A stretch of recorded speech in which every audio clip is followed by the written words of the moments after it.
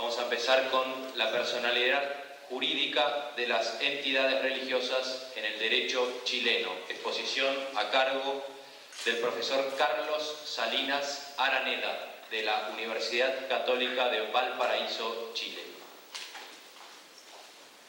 Gracias. Estoy cierto que leer una comunicación a estas horas de la tarde, y especialmente después del almuerzo que hemos tenido invitado por don Carlos, va a ser una lucha cuerpo a cuerpo con vuestra capacidad de atención. Pero no obstante eso, asumo el riesgo. Y voy a tratar de mostrarles en forma sistemática cuál es la situación que actualmente tiene en Chile las entidades vinculadas a lo religioso desde la perspectiva de su personalidad jurídica. Desde los inicios de la vida independiente, el factor religioso en su dimensión social no ha sido indiferente para el derecho chileno, lo que significó, entre otras cosas, que desde muy pronto se reconociera personalidad jurídica a las confesiones religiosas. Durante mucho tiempo, sin embargo, el reconocimiento de personalidad jurídica a las confesiones y entes religiosos fue diferenciado. Pues mientras a la Iglesia Católica y a algunos de sus entes se le daba un trato específico y preferente, las demás confesiones religiosas, si bien podían alcanzar personalidad jurídica, la obtenían en condiciones diferentes a la de aquella y sometidas en todo al derecho común. Esta situación, que se mantuvo desde la independencia hasta hace pocos meses, ha variado recientemente, pues la publicación en octubre de 1999 de la llamada Ley de Iglesias ha venido a conceder a las confesiones religiosas diversas a la Iglesia Católica un estatuto jurídico que, aun cuando no las deja en el mismo nivel, las asemeja mucho. En las páginas que siguen expongo la actual situación jurídica que en Chile tienen las confesiones religiosas y sus entes en cuanto a su personalidad jurídica, al tiempo que muestro la actual tipología de las mismas, la que como consecuencia de la nueva ley se ha visto notablemente incrementada. El tema lo abordo dividiéndolo en tres partes. La primera parte la dedico a la Iglesia Católica, la segunda a la Iglesia Ortodoxa del Patriarcado de Antioquía y la tercera al resto de las confesiones religiosas que tienen un estatuto similar. Abordar el tema de la personalidad jurídica de la Iglesia Católica no es simple, como no es simple la estructura que ella misma se ha dado, la que ha incidido en el tratamiento que el derecho chileno ha proporcionado al tema que nos ocupa. Al tratar de la personalidad jurídica de la Iglesia Católica, lo hago en primer lugar atendiendo a la naturaleza jurídica que, de acuerdo con el derecho chileno, tendría la Iglesia Católica. Y esta naturaleza jurídica es doble. En un primer momento, y desde los primeros años de la independencia, se reconoció a la Iglesia Católica la personalidad jurídica de derecho internacional. Pero independiente de este reconocimiento de carácter internacional, hay también un reconocimiento interno dentro del derecho que le otorga a la Iglesia una naturaleza específica. La Iglesia Universal, cuya cabeza es la Santa Sede, al tiempo que es cabeza del Estado de la Ciudad del Vaticano, es considerada en el ordenamiento jurídico chileno sujeto de derecho internacional, calidad que diplomáticamente le es reconocida a nivel de nuncio y de embajador. Este reconocimiento tuvo consagración constitucional desde muy pronto en Chile. En efecto, la Constitución de 1833, en Chile hemos tenido principalmente tres constituciones.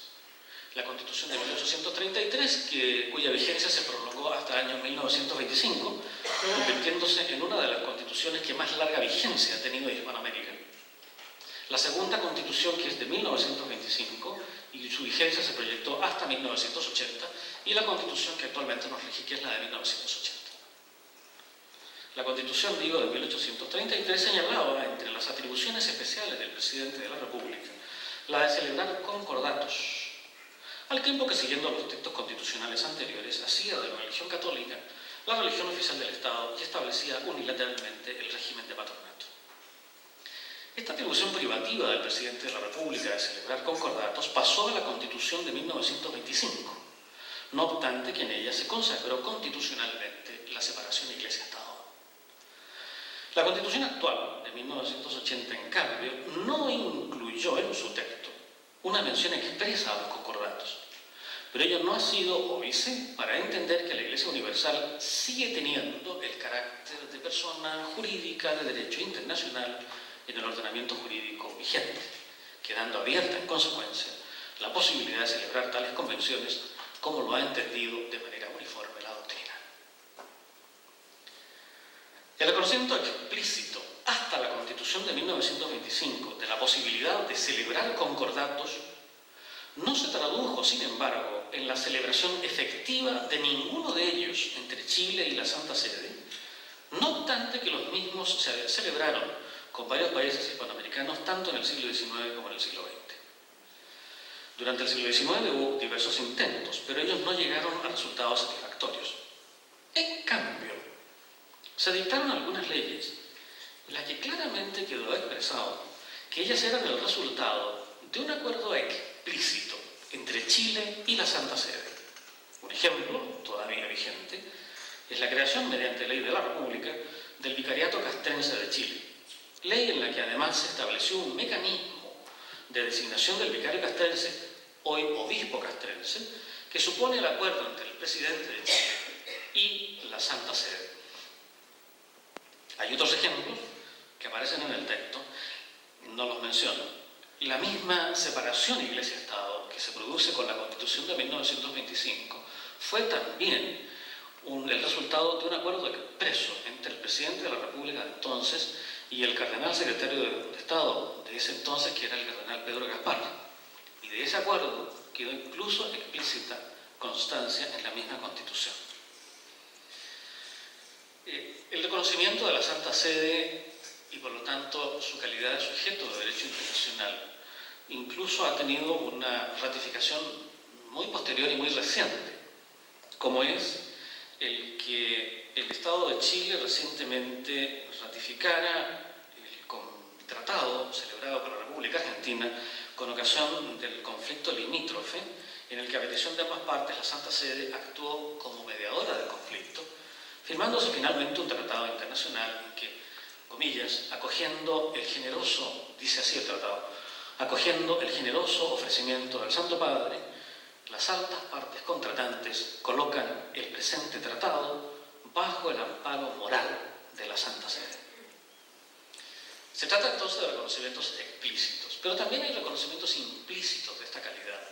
Hay disposiciones, por ejemplo, de la legislación chilena que establecen que determinados ámbitos jurídicos quedan regulados por el derecho canónico.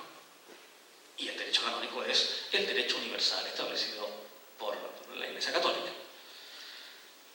De manera que no hay dificultad en estos momentos en orden a reconocer esa calidad. Es más, yo diría que esta es una de las circunstancias que en estos momentos diferencia a la Iglesia Católica del resto de las demás confesiones. Esta ley, a la que he hecho referencia recién del año 1999, regula la concesión de personalidad jurídica a las entidades religiosas en Chile. Esta ley no se aplica a la Iglesia Católica. Y durante la discusión de la ley, tomando como modelo la ley española de libertad religiosa, se contemplaba la posibilidad de celebrar convenios entre el Estado de Chile con las confesiones religiosas.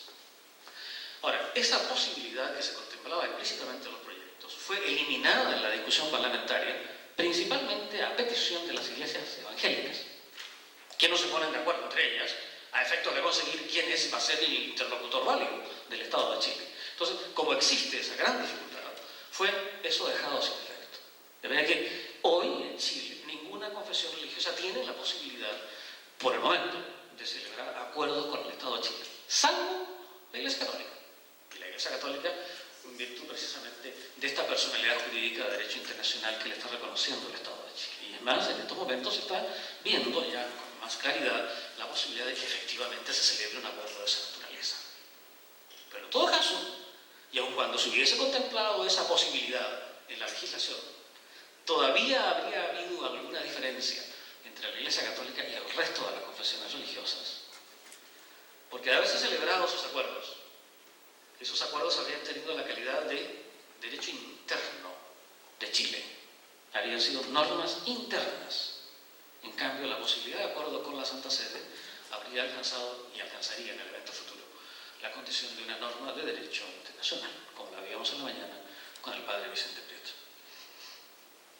Siempre dentro de la naturaleza jurídica de la Iglesia Católica se plantea la posibilidad del reconocimiento interno de la Iglesia como persona jurídica de derecho público. La Constitución del 33, 1833, consagró constitucionalmente el patronato, si bien de manera unilateral por parte de las autoridades chilenas, al tiempo que configuró al Estado de Chile como un Estado misional.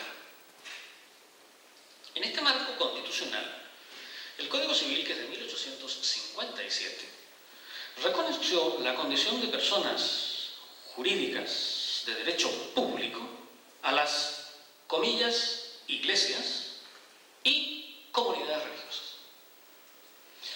Por iglesias se han de entender las distintas subdivisiones de la Iglesia Católica a las que el derecho canónico reconoce personalidad. Explica uno de los grandes juristas que ha habido en nuestra patria, don Luis Claro Solar, que el empleo en plural del término iglesias es una manifestación de que los redactores del Código Civil no colocaban el principio de la personalidad de los establecimientos o instituciones religiosas nacionales desde el punto de vista del derecho civil en la Iglesia Católica en general, en la universalidad de los fieles, Cetus Fidelium, sino en los institutos religiosos que constituyen sus organismos. Sin embargo, y no obstante esta clara explicación, la doctrina ha entendido, a partir del referido artículo del Código Civil, que el derecho chileno reconocía y reconoce personalidad jurídica de derecho público a la Iglesia Católica, y lo mismo ha hecho la jurisprudencia judicial y administrativa. No es de extrañar, en consecuencia, que la separación Iglesia-Estado consagrada en la Constitución de 1925, trajera consigo que se discutiera la continuidad para la Iglesia Católica de su condición de persona jurídica de derecho público. Pues algunos entendieron que en este nuevo contexto su personalidad jurídica pasaba a ser simplemente de derecho privado. Hay que aclarar que, al menos para el derecho chileno, el que una entidad tenga personalidad jurídica de derecho público o de derecho privado, desde el punto de vista de los contenidos, en su capacidad para actuar en el tráfico jurídico, no significa ninguna diferencia. La única diferencia está en que la cancelación de la personalidad jurídica, si es persona jurídica de derecho público, tiene que hacerse por ley de la República. En cambio, si es personalidad jurídica de derecho privado, la puede hacer el presidente de la República por acto administrativo, concretamente mediante un decreto. Es la única diferencia. Pero desde el punto de vista de la capacidad de acción en el tráfico jurídico no es ninguna, como por lo demás sucede en general en el derecho comparado. Tiene reconocida su calidad de persona jurídica privada en el resto de los países hispanoamericanos, sin necesidad de tener que someterse a los trámites de obtención de personalidad jurídica en los otros países, porque ya lo tiene Chile. Es quizás el riesgo más grande y la dificultad más grande que existe en estos momentos con esta nueva legislación. Por eso es que algunos estamos haciendo el esfuerzo de tratar de los pocos márgenes que deja la ley y el reglamento que acaba de publicarse, el esfuerzo de al menos fijar determinadas revisiones por parte del Ministerio que no sean tan solo de tipo formal, sino que apunten a algo más de contenido. Es cierto que en estos momentos en Chile, varias de estas sectas, llamémoslas peligrosas, están actuando en Chile y están actuando con personalidad jurídica de derecho privado, porque la han obtenido en virtud del principio de libertad de asociación garantizado por la Constitución. Pero es muy distinto cuando estos grupos se presentan ante la comunidad respaldados con el hálito que supone el ser una iglesia, el ser una confesión religiosa. El presentarse como simple persona jurídica privada es distinto a presentarse esa misma institución con el resguardo y con el respaldo social que supone: mire, yo soy iglesia, yo soy confesión religiosa y estoy reconocida como tal por el Estado. En consecuencia, créanme. En suma, como ven, es bastante más de lo que he dicho, lo que aparece aquí escrito. En suma, ¿cuál es la tipología actual de entidades religiosas con personalidad jurídica en Chile? 1.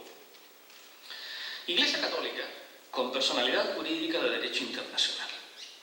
Tiene también en el ordenamiento jurídico chileno personalidad jurídica de derecho público en base a las constituciones del 25 y del 80 y ahora, además, en virtud de esta nueva ley que acabo de mencionarles. Su personalidad jurídica, al tener su base en las dos constituciones, no puede extinguirse por ley, la que sería inconstitucional, sino que es necesaria una reforma de la Constitución. 2. Entidades de la Iglesia Católica con personalidad jurídica canónica. Y aquí viene la distinción en esta discusión que en estos momentos existe en torno a este tema. Según uno, sería indiferente para el Estado que lo sean canónicamente públicas o privadas. Se incluyen aquí la Conferencia Episcopal, las diócesis y sus asimilados, las parroquias, los institutos de vida consagrada, las sociedades de vida apostólica y las corporaciones y fundaciones canónicamente erigidas con personas jurídicas canónicas. Estas entidades, de acuerdo con un planteamiento, tendrían personalidad jurídica de derecho público en base a las constituciones y al Código Civil. Todas estas personas jurídicas pierden su calidad de tal en el ámbito eclesial, según las normas del derecho canónico, con efectos en el ámbito civil. Si el Estado deseara cancelar la personalidad jurídica canónica de alguna de ellas sin que hayan perdido su calidad de personas jurídicas canónicas, debería hacerlo por ley de la República. Si se entendiera que solo las personas jurídicas canónicas públicas son reconocidas por el derecho chileno como personalidad jurídica de derecho público, habría que excluir de este lugar a las personas jurídicas canónicas privadas. 3. Iglesia Ortodoxa de Antioquía. Tiene personalidad jurídica de derecho público en base a la ley y solo puede cancelarse por ley de la República, su personalidad jurídica. En cuarto nivel, confesiones religiosas distintas a la Iglesia Católica y a la Iglesia Ortodoxa, con inscripción firme en este registro al que acabo de hacer referencia y que lleva el Ministerio de Justicia.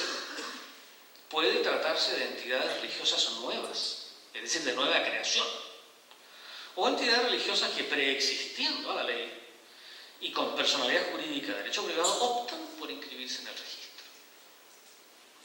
Estas van a tener personalidad jurídica de derecho público, pero su personalidad jurídica se puede cancelar de acuerdo con sus estatutos o en cumplimiento de una sentencia judicial firme, recaída en un juicio incoado a requerimiento del Consejo de Defensa del Estado. Es decir, por eso que está en un tercer nivel, porque no tiene respaldo constitucional, no es ley de la República, sino que su cancelación puede hacerse por sentencia judicial. Quinto, confesiones religiosas que, preexistiendo a la ley de iglesias con personalidad jurídica de derecho privado, optan por continuar con esa calidad. Su personalidad jurídica se puede cancelar por decreto del presidente de la República. 6. Personas jurídicas creadas por una confesión religiosa, de conformidad con la legislación vigente. La ley de iglesias permite que las confesiones religiosas puedan erigir en su seno personas jurídicas, pero eso conforme a la legislación común. Y en consecuencia, estas entidades erigidas en el interior de las confesiones religiosas van a tener personalidad jurídica de derecho privado porque su personalidad jurídica se tramita en todo conforme a la legislación común. Séptimo, entidades jurídicas que, preexistiendo a la ley de iglesias, actuaban sin personalidad jurídica, este es el último nivel, y desean seguir con esta condición, o entidades religiosas de nueva creación que optan igualmente por no pedir personalidad jurídica. Estas están amparadas tan solo por el derecho general de asociación y sometidas al derecho común que rige a sus integrantes, como personas individuales. Ese es el elenco, bastante complejo. Y al enunciar este elenco complejo de personas jurídicas en relación con las entidades religiosas en Chile, estoy al mismo tiempo terminándome comunicando.